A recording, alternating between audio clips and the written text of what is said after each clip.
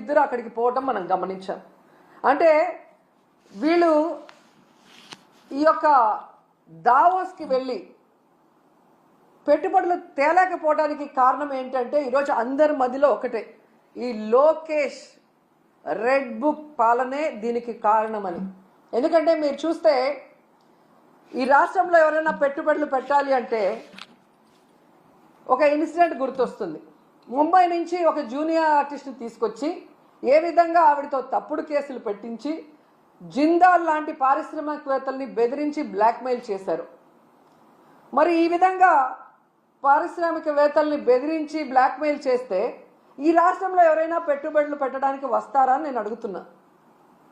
అలాగే ఐపీఎస్ అధికారులు senior most Anjaneyulu గారు, సంజయ్ గారు, ఠానా గారు, విశాల్ గున్ని లాంటి ఐపీఎస్ ఆఫీసర్ల మీద కూడా కక్ష సాధింపుగా కేసులు పెట్టి వేధిస్తే ఈ రాష్ట్రంలో ఎవరైనా పెట్టుబడులు పెట్టడానికి వస్తారా అని నేను అడుగుతున్నాను. అలాగే ఐఏఎస్ ఆఫీసర్లకు కూడా 7 నెలలుగా కొంతమందికి పోస్టింగ్లు ఇవ్వకుండా వాళ్ళని వేధిస్తూ వాళ్ళని జైల్లో పెడతామని బెదిరిస్తూ ఈరోజు చంద్రబాబు నాయుడు ప్రభుత్వం డెసిషన్స్ తీసుకుంటుంటే ఎవరైనా పెట్టుబడులు పెట్టడానికి వస్తారని నేను అడుగుతున్నా. ముఖ్యంగా ఈ రాష్ట్రంలో మీరు చూస్తే ఆడపిల్లలు, చిన్న పిల్లల మీద అత్యాచారాలు, అఘాయిత్యాలు, అలాగే హత్యలు జరుగుతుంటే అలాంటి రాష్ట్రంలో ఎవరైనా పెట్టుబడులు పెట్టడానికి వస్తారని నేను అడుగుతున్నా.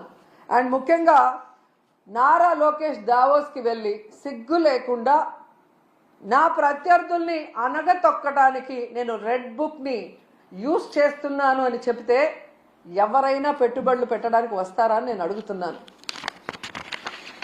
ఈరోజు మీరు చూస్తే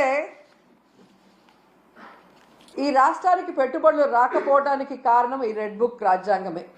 ఎందుకంటే ఎవరైనా పెట్టుబడులు పెట్టాలి అంటే ఆ రాష్ట్రంలో లా అండ్ ఆర్డర్ కరెక్ట్గా ఉండాలి, పారదర్శకమైన పరిపాలన ఉండాలి, అలాగే రోడ్డు, రైలు, ఏరోప్లేన్, అలాగే పోర్ట్స్, ఇవన్నీ కూడా అంటే ట్రాన్స్పోర్ట్ ఇది కరెక్ట్గా ఉంటేనే అక్కడ పెట్టడానికి అవకాశం ఉంటుంది.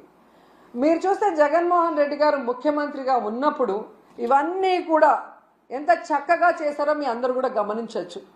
లా అండ్ ఆర్డర్ ఏ విధంగా మెయింటైన్ చేశారు, అలాగే మీరు చూస్తే సచివాలయ వ్యవస్థతో ఎలా పారదర్శకంగా పరిపాలించారు, అలాగే ఏపీలో 3 పోర్ట్లు మచిలీపట్నం, మూలపేట, రామాయపట్నం ఏ విధంగా వర్క్స్ స్టార్ట్ చేశారు, భోగాపురం ఎయిర్పోర్ట్ ఎలా ఆల్మోస్ట్ 35% వర్క్ చేసేయటం జరిగింది, అలాగే 10 ఫిషింగ్ హార్బర్లు అన్నిటినీ కూడా తీసుకొచ్చి మీ చేతిలో పెడితే ఈరోజు మీరు ఏం చేశారు?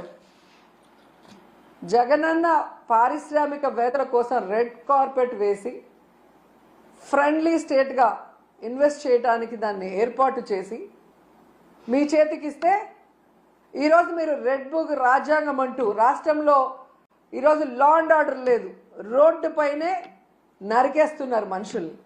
అలాగే ఎవరు నోరు తెలిసినా వాళ్ళ మీద కక్ష సాధింపుగా తప్పుడు కేసులు, ఒకటి రేప్ కేసు, లేదా అటెంప్ట్ మర్డర్ కేసు, లేదా ఎస్సీ ఎస్టీ కేసులు పెట్టి చట్టాన్ని కూడా తమ చుట్టాలుగా వాడుకోవాలన్న ప్రయత్నం చేస్తున్నది నిజం కాదని నేను అడుగుతున్నాను. అలాగే ఈరోజు మీరు చూస్తే ఈ చంద్రబాబు నాయుడు, లోకేష్ చేస్తున్న పనుల వల్ల ఈ రాష్ట్ర ఇమేజ్ దెబ్బతినటం వల్ల ఈరోజు దావోస్లో పారిశ్రామికవేత్తలు ఒక్కటంటే ₹1 కూడా మనకి ఎంఓఈ చేయకపోవడం చాలా బాధాకరం. ఎందుకంటే ఈరోజు వీళ్ళు దాదాపుగా ఈ స్పెషల్ ఫ్లైట్లు, కోట్లు, బూట్లు, సూట్లు కని వీళ్ళ ఖర్చులకే 20 కోట్ల పైగా అయింది. కనీసం ఆ దారి ఖర్చులకి అయిన డబ్బైనా ఎంఓఈలు చేసుకొచ్చారంటే సిగ్గుచేటు. మాటలేమో ఇంత చెప్తారు కానీ పని చూస్తే జీరో. సో అందుకే అంటారు గొప్పలు చెప్పుకోవద్దయా తిప్పలు తప్పవని. కానీ చంద్రబాబు నాయుడు వినడు.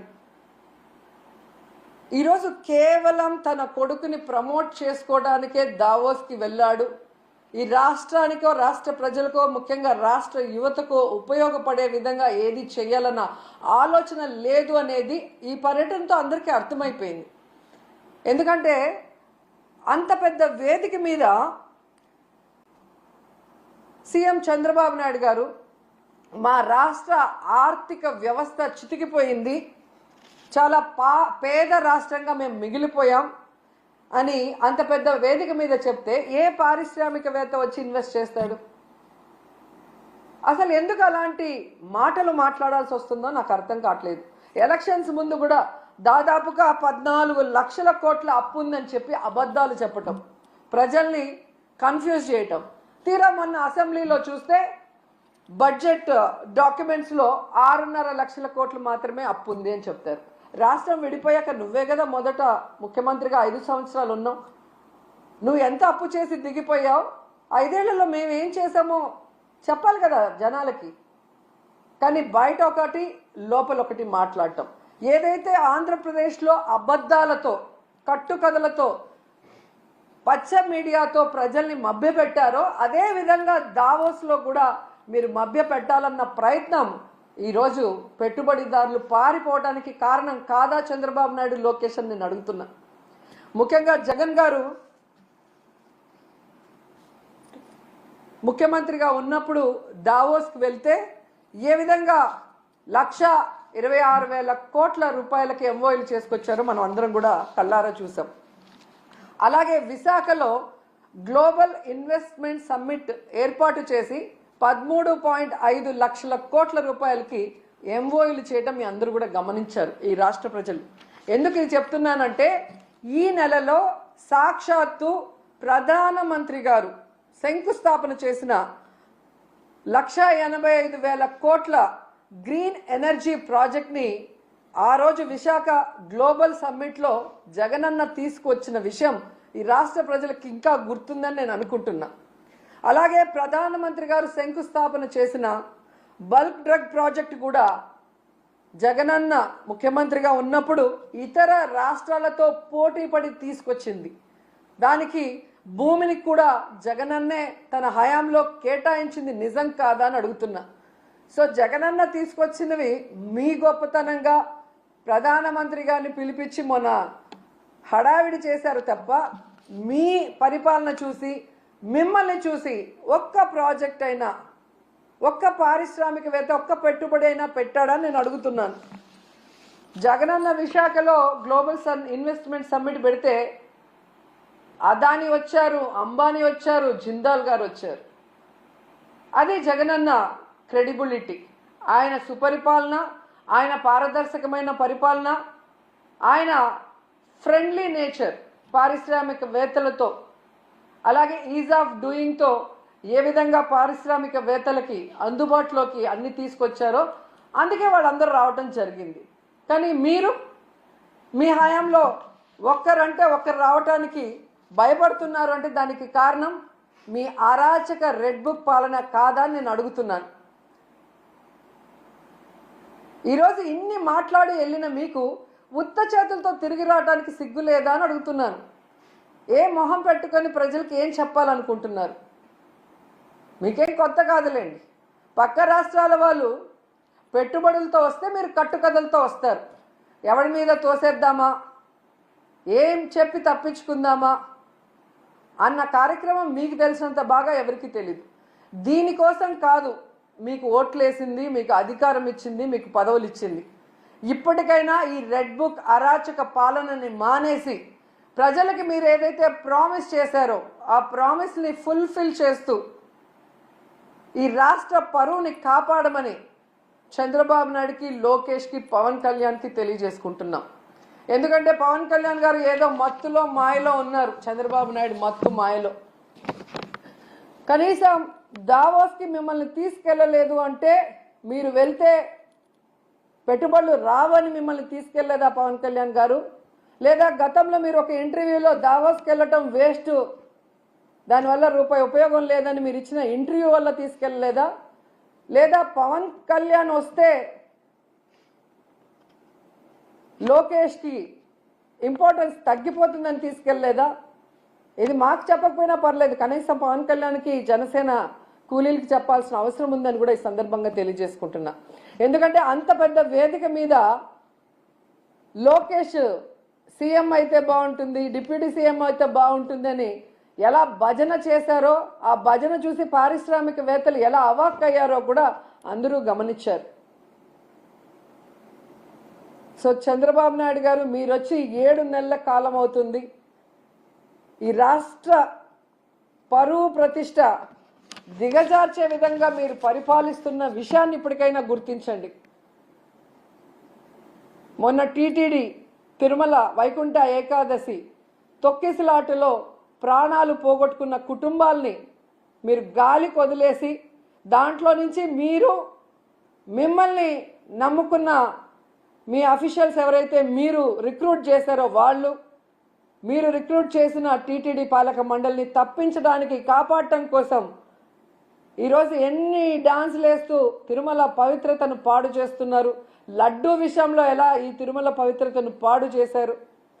అలాగే మహిళల మీద ఇన్ని అఘాయిత్యాలు, ఇన్ని అత్యాచారాలు, హత్యలు జరుగుతుంటే కూడా మీరు దాన్ని ఎవరి మీద నెట్టాలి, ఏ పార్టీ మీద నెట్టాలన్న ప్రయత్నం చేస్తున్నారే తప్ప వాటికి అడ్డుకట్ట వేయకపోవటం ఈ రాష్ట్ర ప్రజలందరూ కూడా గమనిస్తున్నారు. ముఖ్యంగా పవన్ కళ్యాణ్ గారు లా అండ్ ఆర్డర్ ఫెయిల్యూర్ అయింది, హోమ్ మినిస్టర్ ఫెయిల్యూర్ అయ్యారని చెప్పి అంత చెప్పిన తర్వాత కూడా ఇంతవరకు మీరు లా అండ్ ఆర్డర్ మీద దృష్టి పెట్టలేదు అంటే ఈ రాష్ట్ర ఇమేజ్ ఎంత దిగజారిపోయిందో దావోస్ పర్యటనలో మీకు ఒక్క ఎంఓయూ కూడా అవ్వకపోవటం అనేది ఇప్పటికైనా తెలుసుకొని రాష్ట్ర ప్రతిష్టని, పరువుని పెంచే విధంగా మీరు పరిపాలిస్తారని ఆశిస్తున్నాం.